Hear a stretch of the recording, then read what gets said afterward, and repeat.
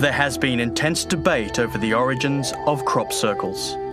Where do they come from? Who is responsible?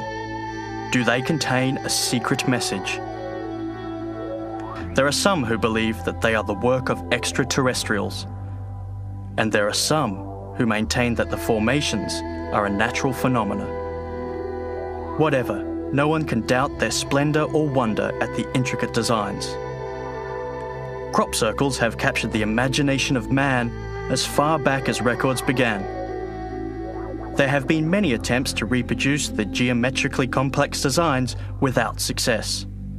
Remarkably, certain formations have appeared within one night. The short amount of time, the geometric complexity, and the methods of bending and weaving the corn stems are clearly beyond human capabilities. The designs themselves are not the whole story. Research has shown that biological changes take place in the corn at a cellular level, and speculation about the causes includes electromagnetic forces, microwave energy, and sound waves. These, together with the mysterious lights, eyewitness accounts, reports of malfunctioning electronic equipment, and positive health effects on people visiting circles, suggest that the phenomenon involves unexplained forces. These images are a testament to a phenomenon which is far beyond the understanding of man, a phenomenon which poses no threat but may hold the key to some of the greatest mysteries of the universe.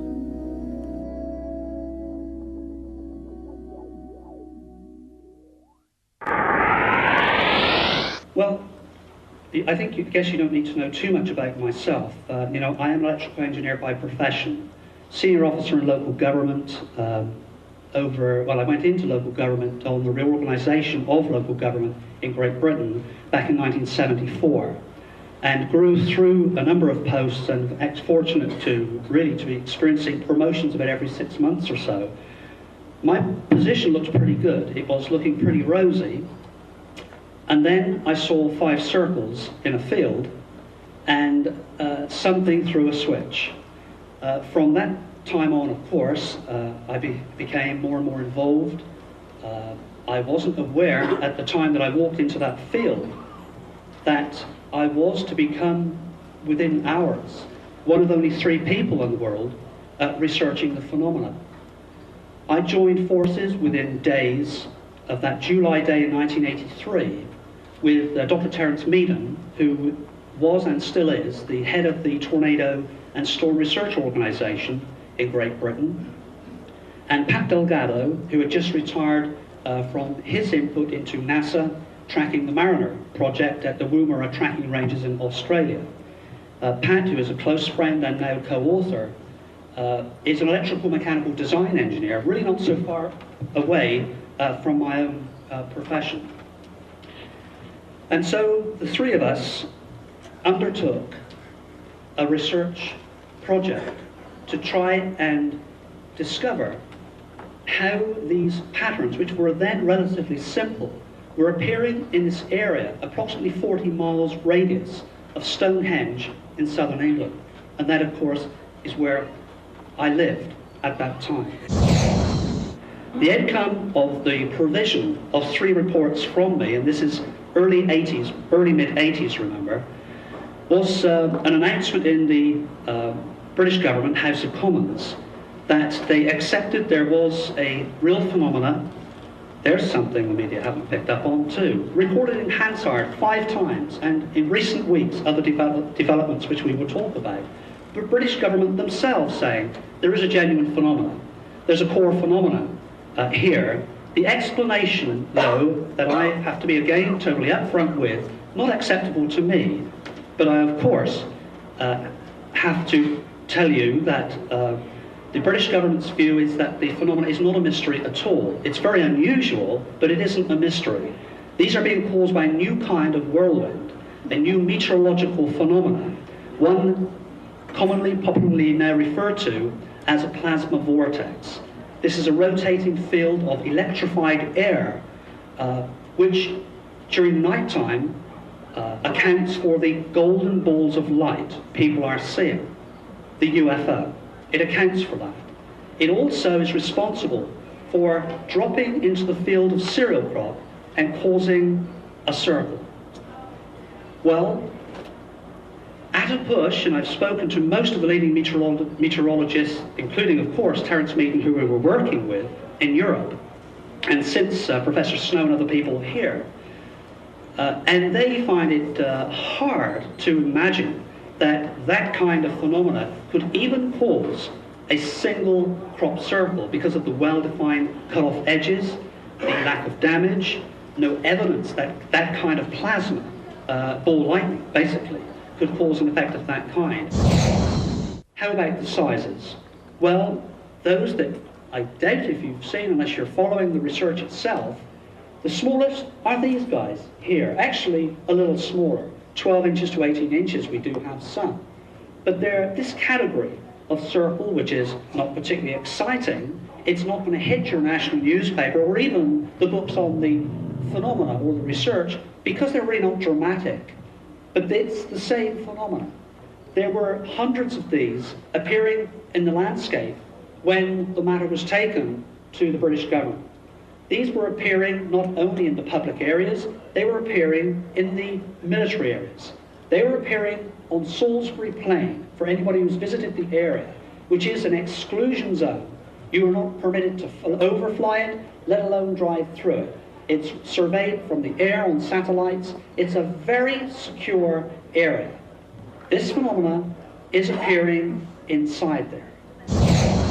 This circle here, of course, could be gained access for its construction by these tractor tire marks. And you're going to see a lot of these tractor tire marks. These do provide access points. Since 1980 in Europe, they have. The system of sowing the seed and then fertilizing, running down the same tractor tire mark throughout the growing period is what that's all about. They didn't use the system before 1980, and when the farmers discovered the circles before 80, they were saying, the media, the government can say what they like. There were no tracks in or out of the circles we found. Nobody had been there. When they walk away and we arrive on the scene, invariably there's one. And it's the track of the farmer that found it. These are oilseed rape plants, bent into position in a circle approximately 70 feet in diameter. And what you'd find, if you lifted those surface plants and had a look underneath, it's a whole different story. Those plants are lying along two overlaid sine waves, like this, out of phase, breaking away into the center. Remember, that's what's under each one of these, on the peak of a single sine wave running underneath here. Peak, trough, etc. Highly complex. Not always are the plants spiraled. Sometimes it's like a radial firework airburst, straight out from the center to the periphery. And what we are calling an S-type pattern, because of course they are laid along an S-type wave like this, with a tendency to reverse in the center and just on the periphery itself. This is a ripened plant like the thousands that are in those crop circles, and they're not knuckled. They're not bent. It's as if they're made supple throughout the construction phase, that period of construction, and then hardened up again. The oilseed rape plant, which is indeed a brittle plant, which is an example of here, very positively will not only knuckle, it will snap off. It will separate because it's brittle. when you push it over beyond an angle of about 45 degrees.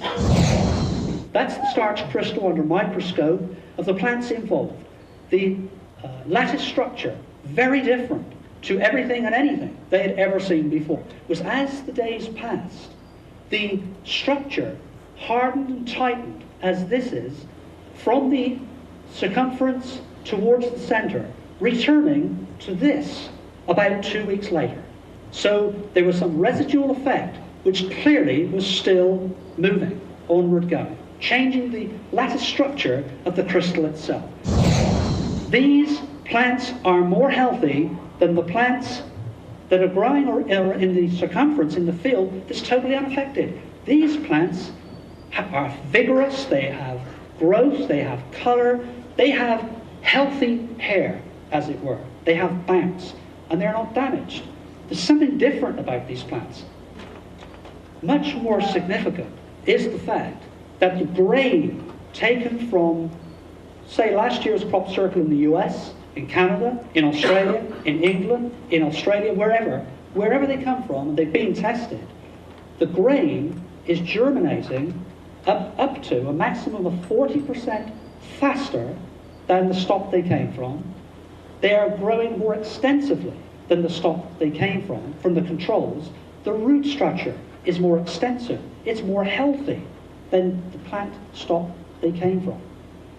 The suggestion at this point, that is incidentally, a change at the cellular anatomic level in the plants themselves. That is an effect which cannot be replicated, we are told, by the most eminent biophysicist in this country, by human feet, ropes and chains.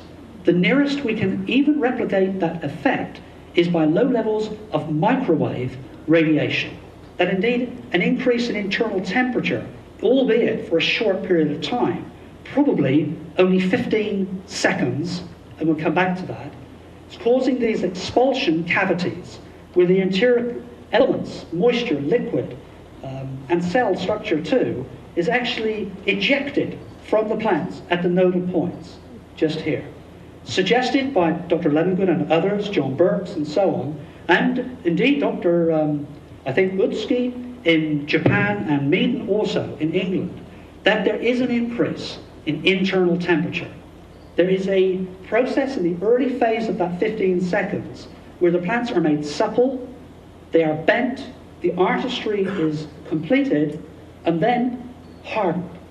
So that when those plants that are now bent without breaking or knuckling, we attempt to lift up, they do break off, like carrots, like celery. And they are undamaged. Well, the sizes of the circles, the smallest being, as you've seen, and that's pretty well as small as they come, to the very largest, and that's what you're looking at now, just about to pop up onto the ceiling. This guy appeared on one of the shortest nights of 2 summers ago at a place called Lambourne, and it was half a mile across. Appeared overnight, and there was just 5 hours of darkness alongside this road here. The farmer that owned it saw, as he always does, his farmhouse is over here, just up off the picture. He's convinced nothing in there at 10:30 as the sun dropped down. 5 o'clock in the morning when they're out inspecting their crops and checking for when they're going to harvest, as they do. They take the humidity and all the rest of it. They know what's in their fields. Bang, it's there. In my experience with the British Army when we were experimenting with the Gazelle helicopters and personnel in attempting to construct these things with the help of the British Army, 2 men would take approximately 1.5 hours to construct a 70-foot circle. Can you imagine the army of people, and well organized, with all the necessary layout equipment, and in 5 hours only, and without causing damage or changes at the molecular structure of the plants, put a circle, the pattern, half a mile across in a field? I doubt it. Well, the history, 1678. The writing that goes with this is a wood carving, a wood cutting, says that the farmer and people in this little hamlet witnessed the devil appearing in a chariot of fire, in a ball of light, remember that, appearing from the sky and cutting his oats into a crop circle. Well, circumstantial, but it's there. We have two other references in the late 1600s that are extremely similar. 1923, 24, and 25, a farmer farming Cheesefoot Head in southern England, the very same field as I saw a cross formed by 5 circles in 1983, the same field. After watching a television program I did in England, I think for BBC television at the time, he wrote a letter, and it reached us through the BBC, saying, I had those circles in my field in 1923, 4, and 5. He wasn't the first to step forward. We had many farmers saying, this goes back many years. We had them in the same fields, and here you've got now one of the correlations in the data. This is not random. We have not put our fingers on the total formula here, of course, at this point. But there's something important about the locations. This isn't your ET or flying saucer hitting a field, an animal mutilation, and on. It's something different. Because the same fields are revisited time and time and time again. Only in 3 cases that I can tell you of are they on the same identical spot. If it always occurred, we'd have been digging years ago. Not so. Large one over here this year, small one over there next. Quintuplet here, and so on, so on, so on. But the location clearly is important, and we haven't discovered why. Although they're frequently very close to water, extremely frequently, we're looking at about a 90% correlation. And the vast majority of patterns appearing worldwide are within 40 miles of Stonehenge. They are conglomerated as it were, focused upon that same area as we have the highest level of circular archaeological sites in the same location, and within a few centimeters to the same dimensions. So 1946, near Salisbury, southern England, there were more reports of the phenomena. 1966 at Tully, Queensland, Australia. And 1976, big time, it hit southern England and has continued without stop since that time. They're appearing in sand in Australia. One case, I believe, Oregon last year, which we're still gathering data on. It's an impressive array of concentric rings in this country in sand, and indeed in snow in Afghanistan, Turkey. And if this is the same phenomena, and we will talk about this, here on the Charles River in Boston, appeared last winter in January, a photograph taken by Donna Coveney from MIT and supplied to us through Doug Rogers of CCCS, a photograph taken from the university, a series, tens of concentric rings connected by pathways, boxways, on ice which was so thin that it simply would not support the weight of even the smallest child. It isn't somebody running about here that has caused this. Appearing in 2 forms of vegetation, green wheat and yellow, beautiful yellow flowers and brittle plants, oil seed rape. They're appearing in trees. We've had them in 2 cases only. Remember, we're looking at a database of about 4,500 reports, 2,500 that I've personally visited and personally investigated. But we have had 2 reports, and it's worth putting them to you, in mature conifer trees. One being in Wisconsin, and the second in the same year of 1981, at a place where circles have been appearing for many years, same slot, bang dead center in a band of trees running along an old Roman road.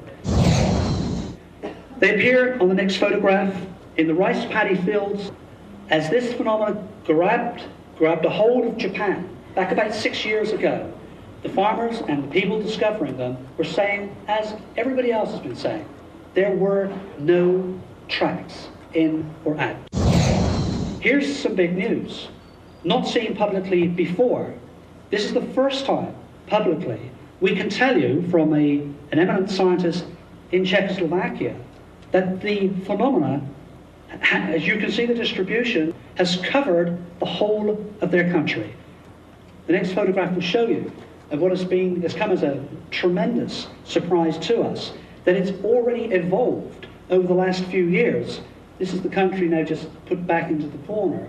These are the patterns that appeared, some of them, in 1994, having run through the same phase, the circles, the single rings, those with tells, dumbbells. This is the guy that I saw in 1983 in southern England, the Celtic crosses, the arrows, the Mars, the Mel symbol, and so on, into your more complex pictogram.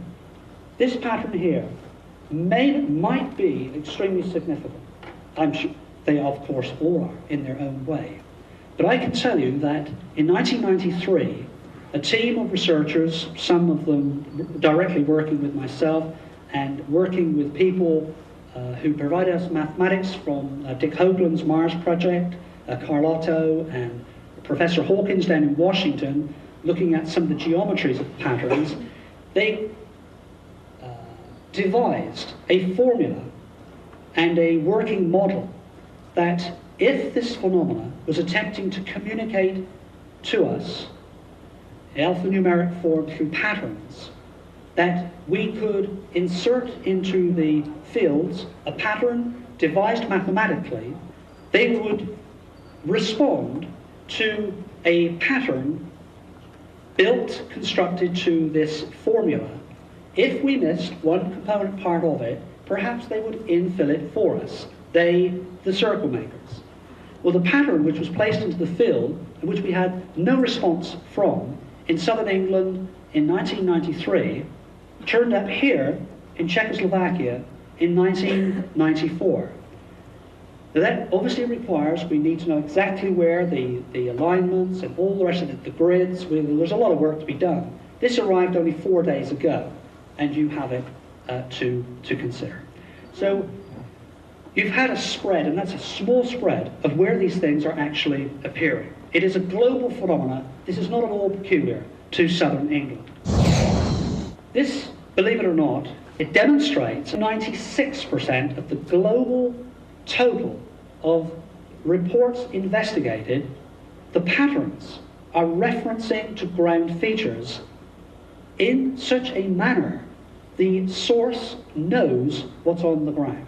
It has optical appreciation because it's referencing to either colour, to the boundary of the field, to a tractor tire mark, to vegetation colours changes themselves. This is just an example of where the farmer has applied a higher level of nitrogen, chemical nitrogen. The process is fully understood, to the boundary of the field, caused the plants to be nutritionally different to the remainder of the field, and has caused a boundary change that can be seen in the colour of the plants from the air. From the ground, it's very difficult to see these subtle changes.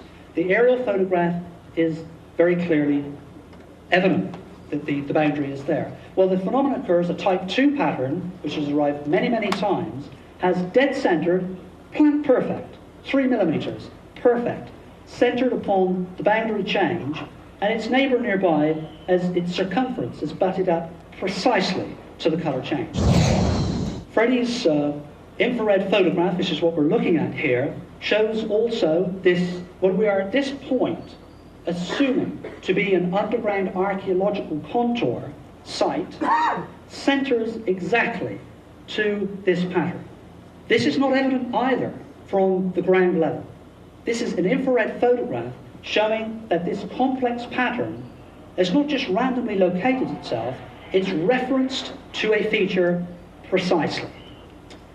Once again, this beautiful, hot air balloon it reminds me of, but this sort of pattern in infrared again with Freddie's photograph. You might think, well, excuse me, it really isn't referencing to these tractor tire marks. No, it isn't. Here we have watershed, a watershed contour, which is running through here, and something else we can't explain at the moment. We now have the photograph, the result. This can be checked out next year. This line running down here. And where these two contours meet or collide, or whatever, the pattern itself appears to have grown. Referencing, referencing, referencing. I'm seeing it in virtually everything I look at. Here, this one might not be totally obvious immediately, but once again, the military, the British Army, did some work on this before the cooperation and links, communication channels appeared to be severed. But prior to that time, they confirmed to me that my aerial shot here indeed was proved by their own mathematics, by their own aerial surveillance, that this major axis running through this beautiful pattern was precisely parallel to the colour change here, the boundary of the field between the light grey and the brown. And indeed, these forks, these fingers that form part of the pattern, were exactly at right angles to one another. And the more simple way, of course, is that they simply will reference to the tractor tyre marks themselves. That's very simple, and it literally shares the same axis, the pattern, and the man-made feature of the tractor tyre mark. And if I can throw in without appearing to try and steer you, and please, I'd go away unhappy if I thought I'd actually steered you. I simply want to communicate to you information. But I want to say that why not, if one is looking at a subtle shifting of consciousness, a shifting of our thinking, a broadening of our thinking, why not simply, first of all, focus our attention upon our environment, the location in which the patterns appear. It will question us, of course, as to the energies deployed and the reasoning for them appearing. And what better medium to use than something that we put there and we can see, which are the tractor tyre marks. And the handshake surely would be, if we can prove these patterns hold features that cannot be constructed by human beings, and they are certainly something else, and that something else is using the man-made tyre marks, isn't that shaking your hand? Isn't that you did this and you know you did it, and something else did this? Isn't that shaking your hand? Theories. They are primarily those that you're seeing here. The whirlwinds, plasma vortex, underground archaeological sites, they're caused by chemical application, earth energies, hoaxes, for sure. Extraterrestrial, spiritual, the God force, military, space experimentation. That's a whirlwind, and it is causing considerable damage as it moves laterally. That's caused by, the mechanics involved, required for the construction and the support of a meteorological phenomenon of this kind are totally understood in the lee of the hill and the thermal effect during the daylight hours. Well, maybe the British government didn't quite think this through, because they appear in the lee and the low pressure side of a hill. Many of these things in Australia, in your country, and indeed in mine, are appearing where there are no hills. The other kind of whirlwind is formed a thermal effect between daytime temperatures and during daylight hours, the thermal whirlwind. These things, 90%, are appearing, at least 90%, at night. That doesn't sound too good for the whirlwind theory. The question has been raised, is there a process involving collective mind processes that could in some way be instrumental? That isn't an easy one to answer, but it's certainly, I think, these things are not being formed by a collective ceremony of this kind being executed, if you will, by the Druids near Stonehenge.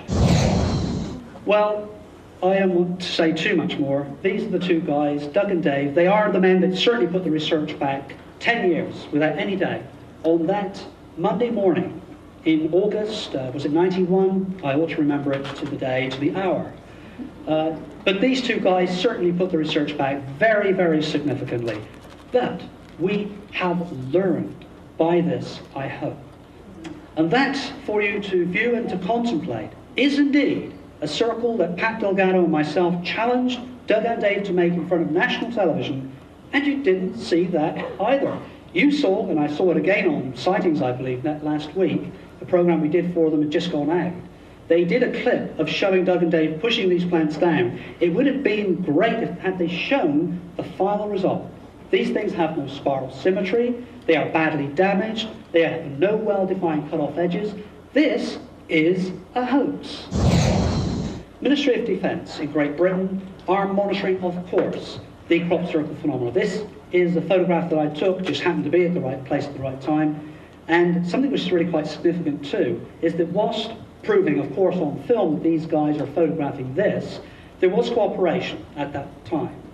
The pilot was traced. I got into a system where I was able to trace him. His photographs were provided, which we have in our database. And what it shows, think about this. This circle here, when this guy is heading out onto a NATO exercise, he wasn't told to go here, at least that's the story. He went out onto a NATO exercise, and on his way by, he saw these circles. He took the photographs, which we're pleased about, and if he hadn't done, I was about to, as you can see. But he took a photograph, and this photograph, showing the spiral to be anti-clockwise.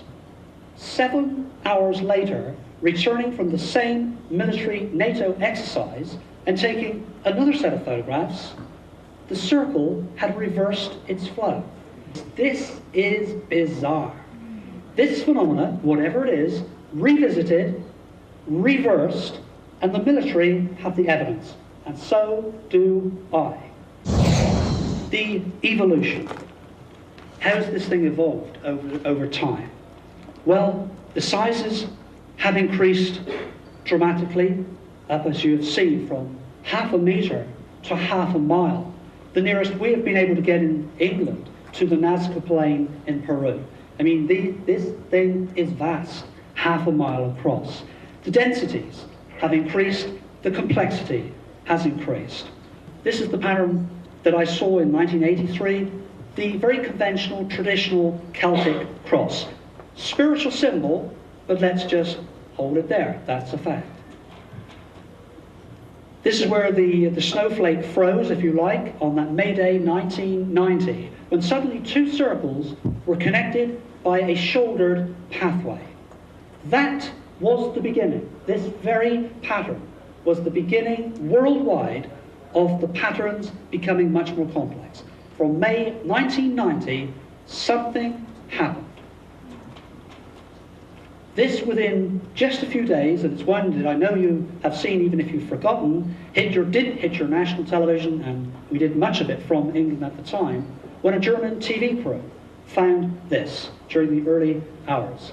This is a major pattern, hundreds of feet long, appearing once again during a short night. Not just one, but another 2, almost identical. This symbol meant a lot to the indigenous people.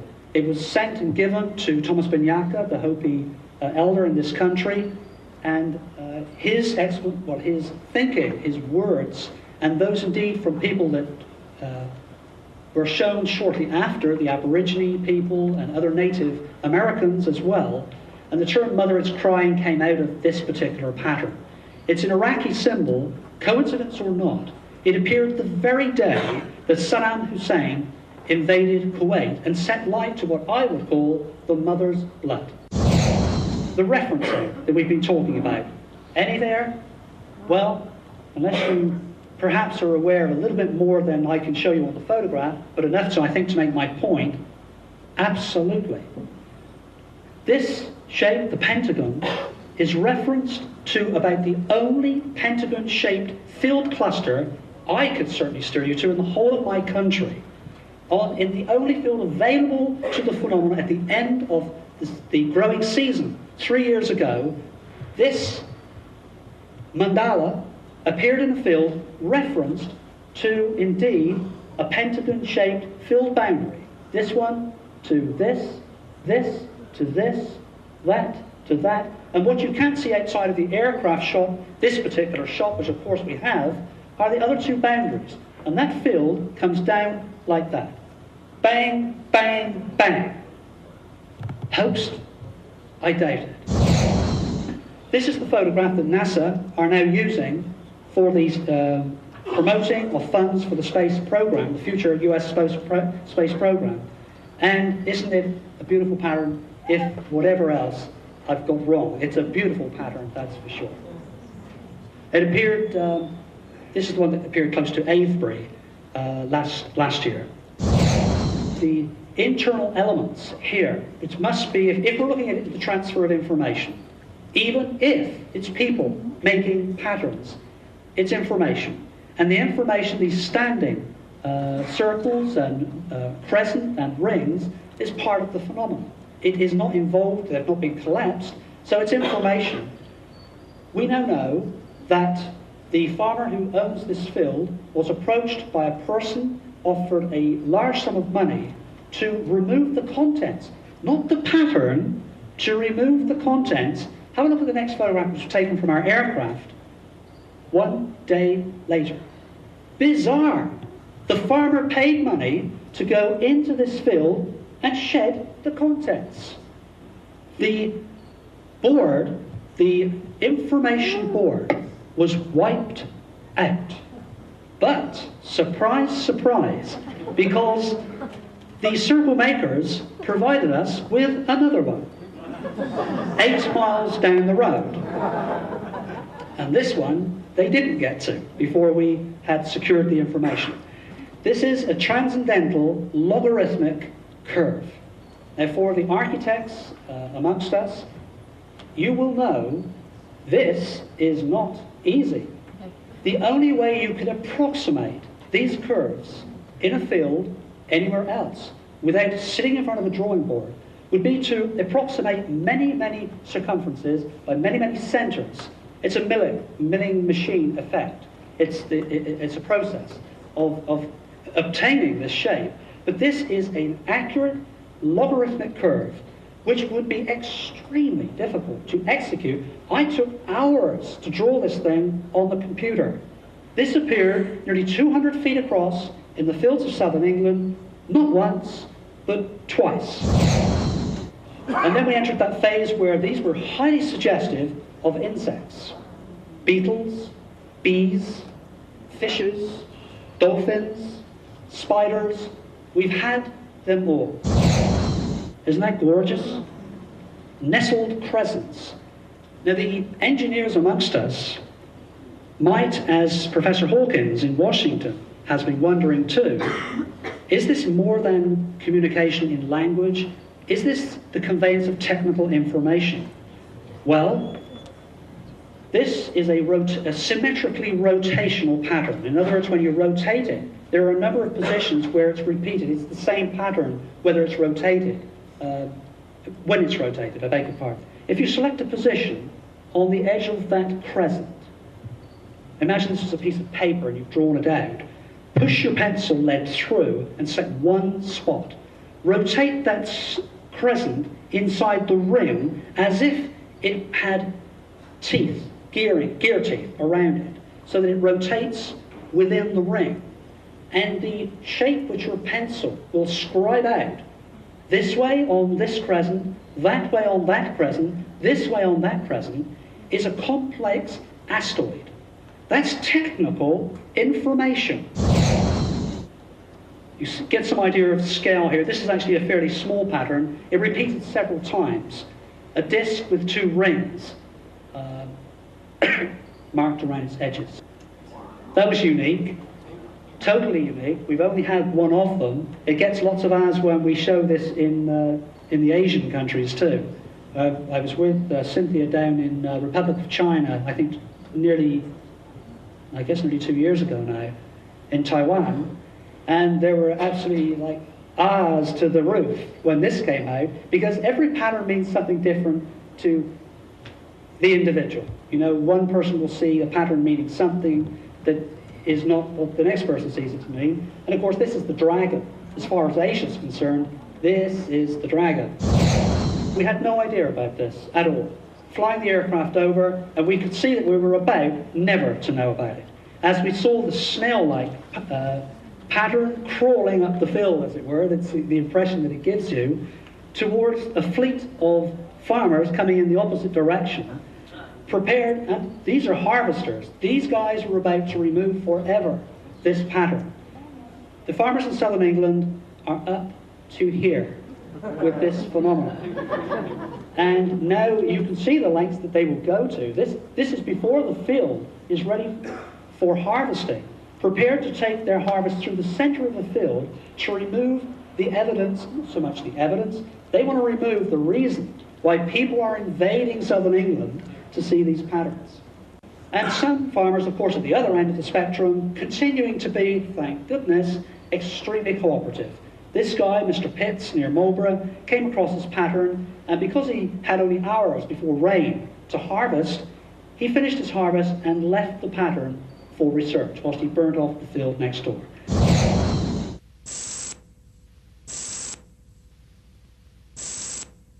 I think experiences which supported the fact that there was an electromagnetic anomaly here was when BBC Television, interviewing myself and Pat Delgado in a very large crop circle back about 4 years ago, suddenly the television camera, like Chuck's has there, a computer-controlled TV camera, suddenly the red lights were coming on. Just about every circuit, red lights were coming on. The guy had just moved his camera into and onto the very edge of the crop circle.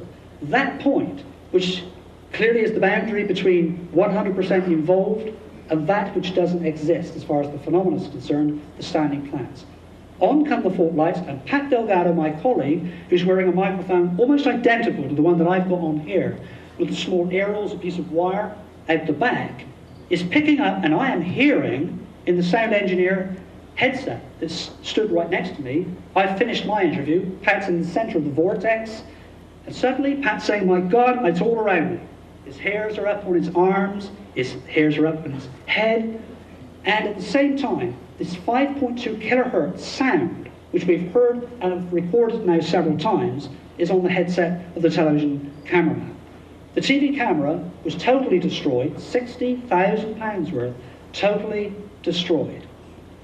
Now, the German research projects 2 years ago started looking at, with flux gate magnetometers, the electromagnetic distribution in the fields of the crop circles, and discovered that this is a circle with a nearby neighbour, like one you saw earlier, but this time connected by an arcing pathway, that the electromagnetic field had risen above the north, that being 5 nanotesla, 5 Gauss, up to 40 to 50 nanotesla inside the crop circles, up to 300% above the normal Earth's electromagnetic field in that part of the northern hemisphere. Now, converting that information into the next slide, which is a 3D elevation plot, you have the information and you have the pattern of the crop circle. What a result! And that is just one pattern of which a number have now been completed.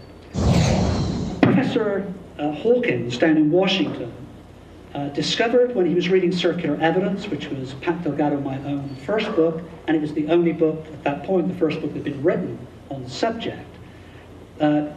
Somebody in England sent Professor Hawkins, who decoded Stonehenge, you might remember, eminent astronomer, a copy of the book.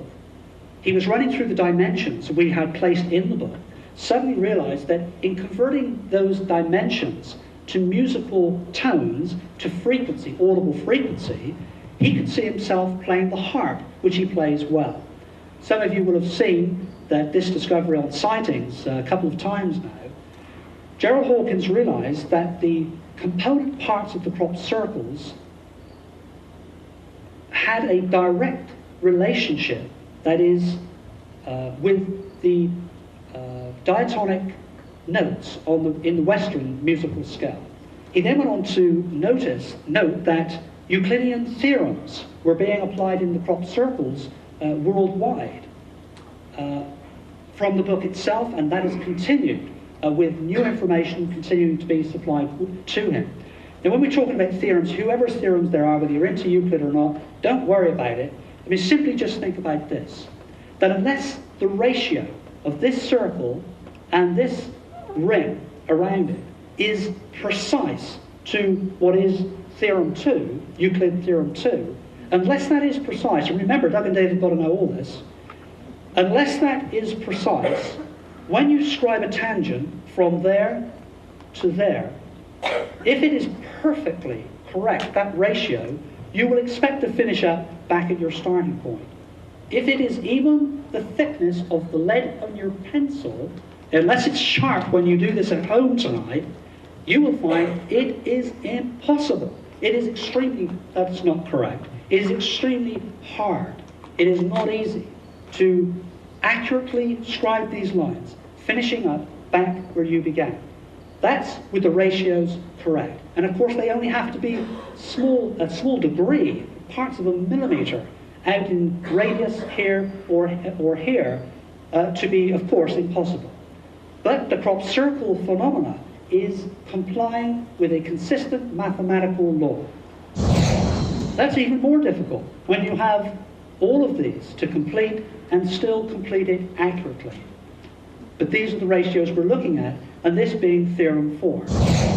That's a piano keyboard, the diatonic, Western diatonic scale. The ratios I've been talking about, if you were to square the area of a circle, like the circle you saw with a single concentric ring, and compare it with the area of the ring around it, the ratio which exists between the inside and the outside, the circle and the ring, is exactly the same mathematical ratio, relationship, that exists between an audible frequency when you press C on the Western musical scale at 264 Hertz and the adjacent note of 297 Hertz. The same ratio exists. If that is true worldwide, then we have before us a code capable of decoding, because an alphanumeric value can be placed to the 4 octaves on a keyboard. SETI, with your money, have been looking for a single radio frequency for 10 or more years. As they were looking up into the sky for single frequencies, on the ground appeared a single ratio. It was always considered by the scientists at SETI, and we have direct lines in of it for information on this, that if and when, I think when is much more accurately the term, a frequency, the frequency they've been looking for, arrived and was interacted with, then a whole array of frequencies would arrive within which was the capability of decoding and therefore one-to-one communication. When we started to interfere, if you will, by placing formulas in the fields of Southern England, a whole series of ratios arrived. Analogy, whilst SETI were looking up into the sky for sound frequency, on the ground appeared precisely what they were looking for in patterns. That's an analogy. Well, we've been looking at measuring the brain waves of people inside the crop circles because dowsers claimed they, with their dowsing rod, they were able to detect, had responses with their rods, which, when other dowsers were brought into the process, confirmed indeed that they were detecting something. Didn't know what it was, but the rods would move when they walked over the circumference of the circle. It would twing one way or the other 7 times into the center of the circle consistently. So there was a fixed pattern, a dowsable pattern. What was it they were detecting? People were becoming either elated in crop circles or were feeling ill. I've been in 2,500 myself, and rarely indeed do I feel sick. It has been so, where I have left 1 or 2 early because of the nauseous, but I usually feel perfectly the opposite. We had people from different schools, as it were. We went for a field that we might call those that believed and those that didn't believe in basically anything. Okay, so we measured their brainwave activity and we looked very closely at the dowsing response. It was at this point the fun began. In entering, and this has been going on for some years, this will not be new to some of you. At this point, measured, not only are the rods moving in the direction of the swirl, there is actually a recordable measurement on the equipment itself. On the right hemisphere of the brain, activation, or at least measurable activity, across alpha, beta, theta, and delta, at this precise moment, the rods were moving. First time, we think, still to be developed, that science can support the fact there is indeed a physiological effect, a real physical effect, when those rods move in the brain of the human being concerned. Dowsing is a tool that's been used for many years. It's a valuable tool, and when perhaps we start to have more confidence in ourselves, know who we are, we will have more answers. When it came to meditating, now here of course is a magical state where most of the major inventors of our age dreamt, in many cases, the invention which allowed us to be sat here today in many cases, electricity and so on. This has come frequently from the alpha state, that magical state of meditation, that black screen, that zero feeling. It's hard to achieve these days, let alone, of course, in a busy city. But if you can obtain that state, you transmit alpha waves. This is the result. It's actually simply as brain being measured here. We measure others. At the center of this particular circle, the most effective maintaining of the alpha state, and indeed the inventor, I'm not sure whether Masahiro is here, we were hoping perhaps, certainly that he might be, the alpha state maintained in a way that he has rarely seen since he developed his machine, right here.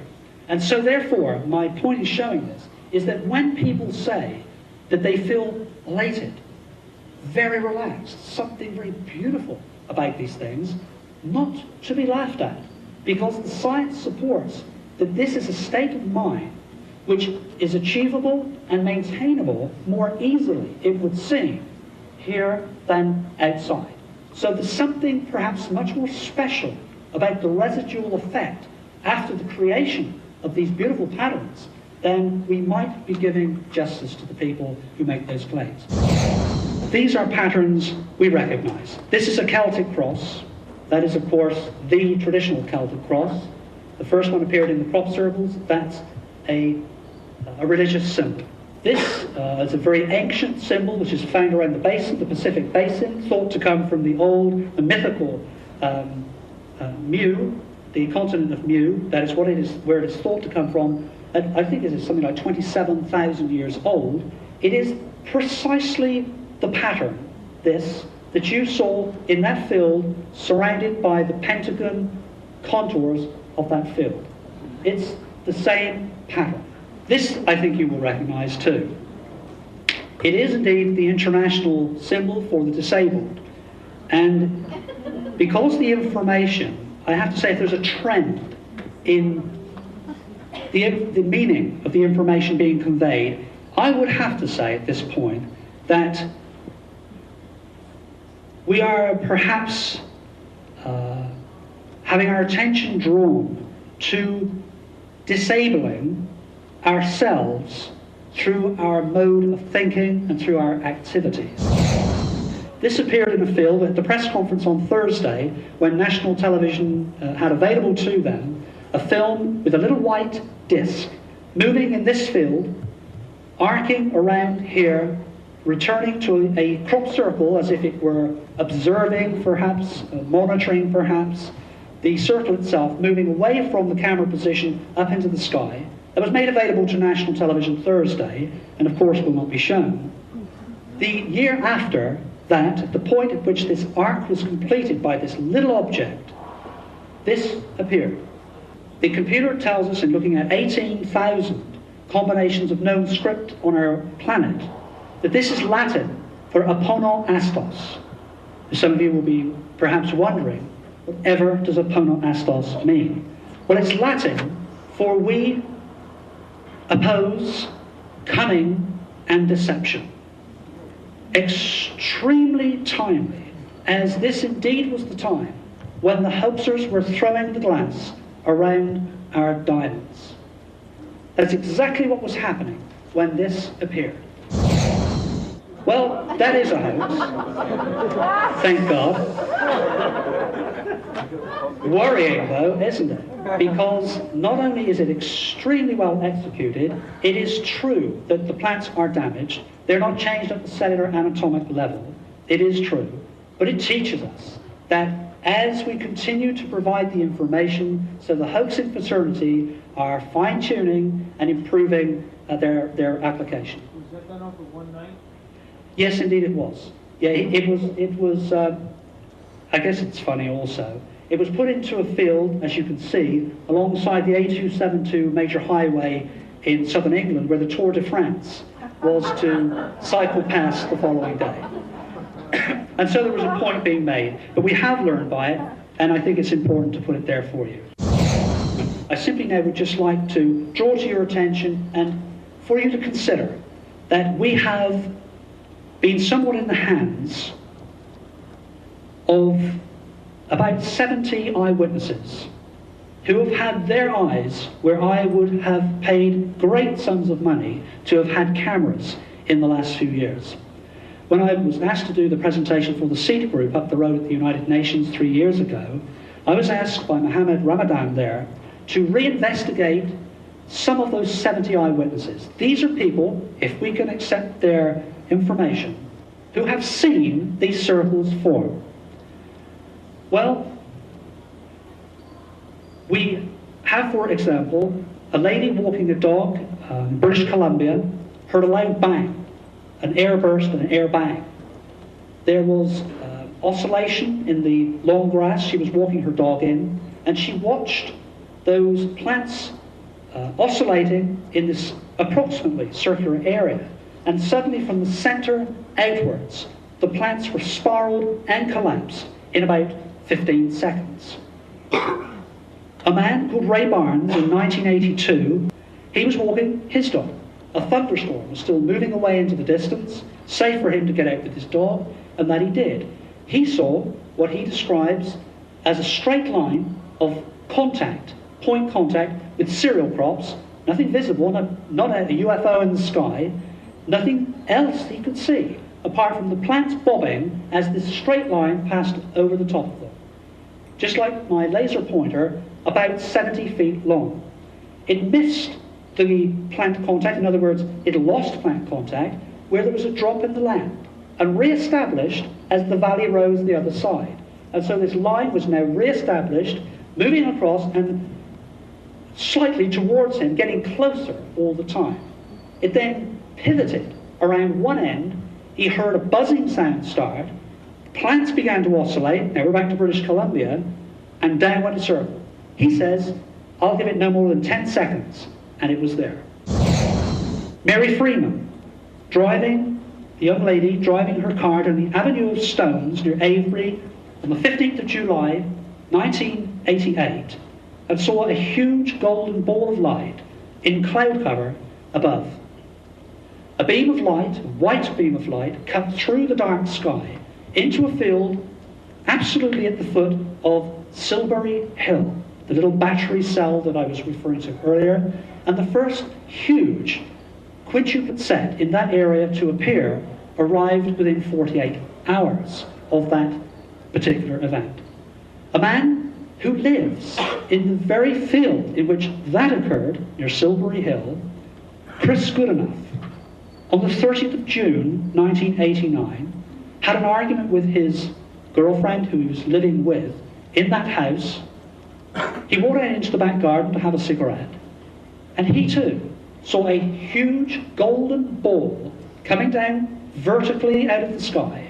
I wouldn't be stood here telling you this because of my reputation if I did not know these people and spending so much time with them and other witnesses to know I am telling you a truth. This ball of light hitting the ground, bouncing back up, and then retaining its position, getting then much brighter around the periphery, and simply disappearing. This sound has been reported now on 3 or 4 occasions. The skeptics in Great Britain have been telling us that it's a grasshopper warbler bird, which has been picked up on radio frequency, incidentally, too. There are quite some birds in England these days. The sound is 5.2 kilohertz, and you might like to take this into your memory bank for the future. Now that's as heard. Now you're going to hear this slowed down in increments of 50%. or so to give you the component parts of the sound.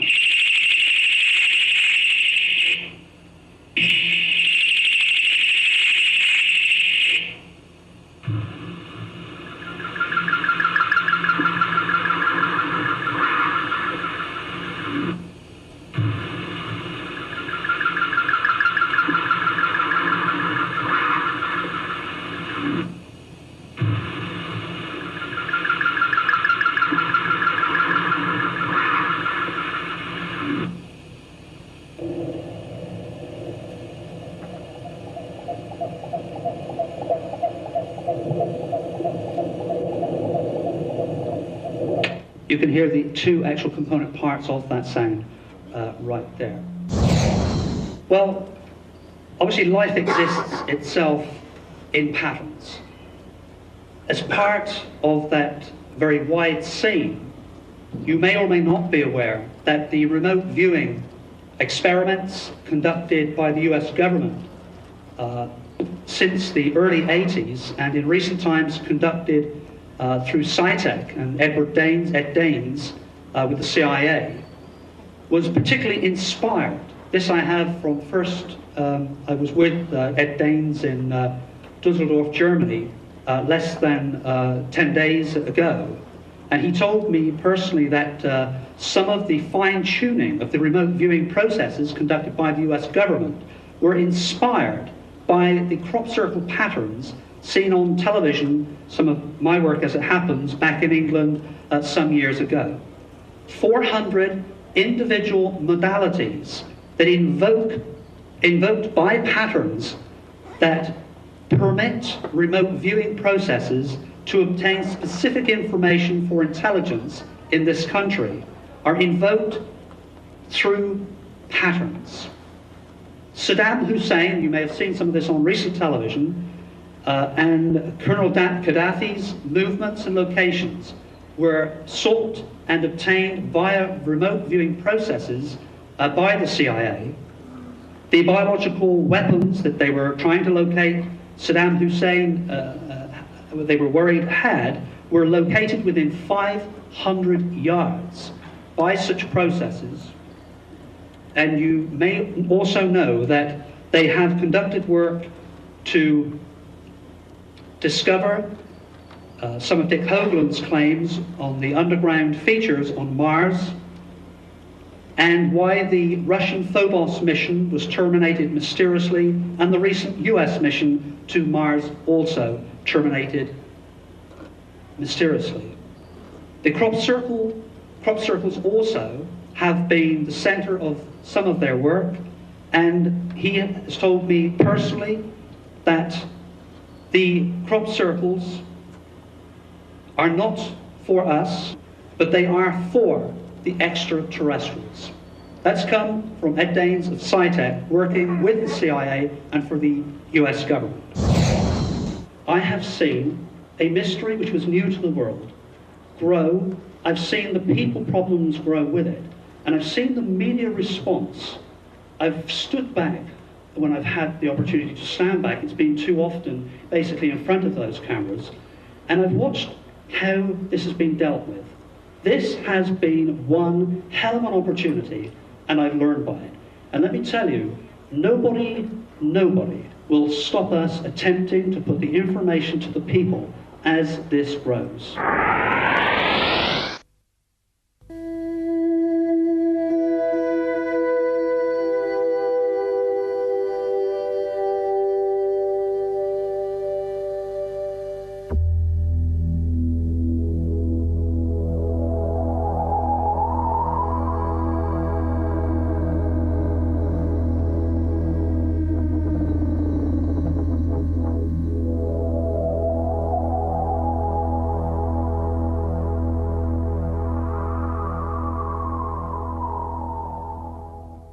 Lights, eyewitness accounts, reports of malfunctioning electronic equipment, and positive health effects on people visiting circles suggest that the phenomenon involves unexplained forces. These images are a testament to a phenomenon which is far beyond the understanding of man, a phenomenon which poses no threat but may hold the key to some of the greatest mysteries of the universe.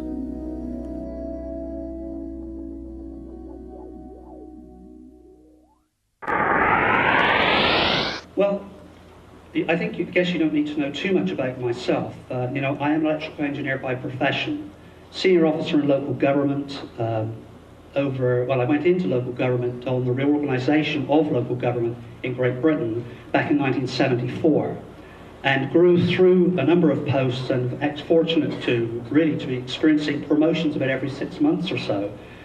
My position looked pretty good. It was looking pretty rosy. And then I saw 5 circles in a field, and something threw a switch. From that time on, of course, I became more and more involved. I wasn't aware at the time that I walked into that field that I was to become, within hours, one of only 3 people in the world researching the phenomena. I joined forces within days of that July day in 1983 with Dr. Terence Meaden, who was and still is the head of the Tornado and Storm Research Organisation in Great Britain, and Pat Delgado, who had just retired from his input into NASA tracking the Mariner project at the Woomera tracking ranges in Australia. Pat, who is a close friend and now co-author, is an electrical mechanical design engineer, really not so far away from my own. I find it hard to imagine that kind of phenomena could even cause a single crop circle because of the well-defined cut-off edges, the lack of damage, no evidence that that kind of plasma, ball lightning basically, could cause an effect of that kind. How about the sizes? Well, those that I doubt if you've seen, unless you're following the research itself, the smallest are these guys here, actually a little smaller, 12 inches to 18 inches, we do have some. But they're this category of circle, which is not particularly exciting. It's not going to hit your national newspaper or even the books on the phenomena or the research, because they're really not dramatic. But it's the same phenomena. There were hundreds of these appearing in the landscape when the matter was taken to the British government. These were appearing not only in the public areas, they were appearing in the military areas. They were appearing on Salisbury Plain, for anybody who's visited the area, which is an exclusion zone. You are not permitted to overfly it, let alone drive through it. It's surveyed from the air on satellites. It's a very secure area. This phenomena is appearing inside there. This circle here, of course, could be gained access for its construction by these tractor tire marks. And you're going to see a lot of these tractor tire marks. These do provide access points. Since 1980 in Europe, they have. The system of sowing the seed and then fertilizing, running down the same tractor tire mark throughout the growing period is what that's all about. They didn't use the system before 1980. And when the farmers discovered the circles before 80, they were saying, the media, the government can say what they like. There were no tracks in or out of the circles we found.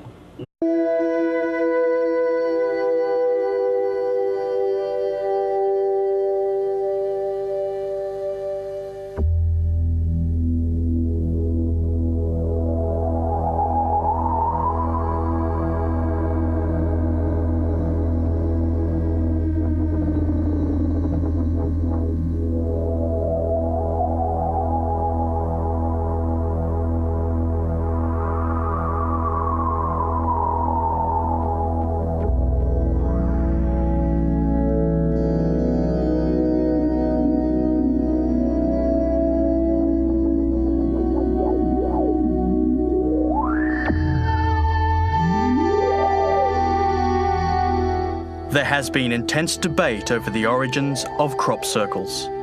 Where do they come from? Who is responsible? Do they contain a secret message? There are some who believe that they are the work of extraterrestrials, and there are some who maintain that the formations are a natural phenomena. Whatever, no one can doubt their splendor or wonder at the intricate designs. Crop circles have captured the imagination of man as far back as records began. There have been many attempts to reproduce the geometrically complex designs without success. Remarkably, certain formations have appeared within one night. The short amount of time, the geometric complexity, and the methods of bending and weaving the corn stems are clearly beyond human capabilities. The designs themselves are not the whole story. Research has shown that biological changes take place in the corn at a cellular level, and speculation about the causes includes electromagnetic forces, microwave energy, and sound waves. These, together with the mysterious... Nobody had been there. When they walk away and we arrive on the scene, invariably there's one, and it's the track of the farmer that found it. These are oilseed rape plants, bent into position in a circle approximately 70 feet in diameter. And what you'd find, if you lifted those surface plants and had a look underneath, it's a whole different story. Those plants are lying along two overlaid sine waves, like this, out of phase, breaking away into the center. Remember, that's what's under each one of these, on the peak of a single sine wave running underneath here. Peak, trough, etc. Highly complex. Not always are the plants spiraled. Sometimes it's like a radial firework airburst straight out from the center to the periphery. And what we are calling an S-type pattern, because of course they are laid along an S-type wave like this, with a tendency to reverse in the center and just on the periphery itself. This is a ripened plant like the thousands that are in those crop circles, and they're not knuckled. They're not bent. It's as if they're made supple throughout the construction phase, that period of construction, and then hardened up again. The oilseed rape plant, which is indeed a brittle plant, which is an example of here, very positively will not only knuckle, it will snap off. It will separate because it's brittle when you push it over beyond an angle of about 45 degrees. That's the starch crystal under microscope of the plants involved. The lattice structure, very different to everything and anything they had ever seen before. It was as the days passed, the structure profession. And so the three of us undertook a research project to try and discover how these patterns, which were then relatively simple, were appearing in this area, approximately 40 miles radius of Stonehenge in southern England. And that, of course, is where I lived at that time. The outcome of the provision of three reports from me, and this is early mid-80s, remember, was an announcement in the British government, House of Commons, that they accepted there was a real phenomena. There's something the media haven't picked up on too. Recorded in Hansard 5 times, and in recent weeks other developments which we will talk about. The British government themselves saying there is a genuine phenomenon. There's a core phenomenon here. The explanation, though, that I have to be again totally upfront with, not acceptable to me, but I of course have to tell you that the British government's view is that the phenomenon is not a mystery at all. It's very unusual, but it isn't a mystery. These are being caused by a new kind of whirlwind, a new meteorological phenomenon, one popularly now referred to as a plasma vortex. This is a rotating field of electrified air, which during nighttime accounts for the golden balls of light people are seeing, the UFO. It accounts for that. It also is responsible for dropping into the field of cereal crop and causing a circle. Well, at a push, and I've spoken to most of the leading meteorologists, including, of course, Terence Meaden, who we were working with in Europe, and since Professor Snow and other people here, and they